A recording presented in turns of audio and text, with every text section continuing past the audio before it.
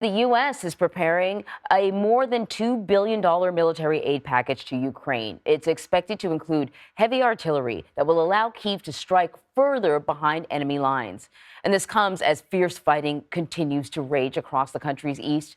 Last night, a Russian missile destroyed an apartment block in one city, and 3 civilians reportedly died, and about 20 others were wounded. Meanwhile, senior EU officials have started arriving in Kyiv ahead of a major summit tomorrow.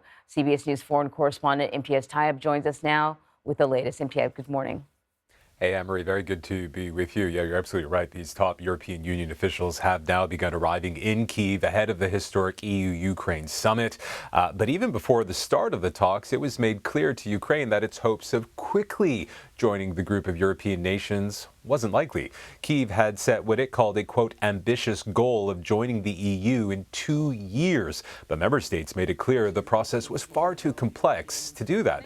Although Ukraine gained EU candidacy status at record speed, it's only the first step towards membership, a process that typically takes many, many years. Whatever the case, a draft EU statement to be released after the summit is still expected to reiterate a pledge that Ukraine's future lies within the EU and also acknowledges efforts by Ukraine to carry out reforms even during a time of war.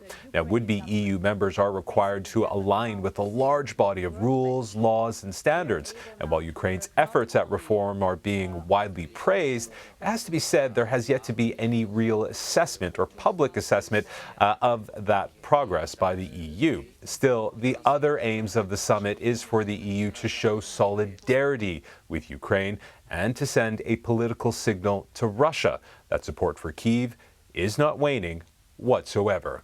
Anne-Marie. Imtiaz, thank you so much.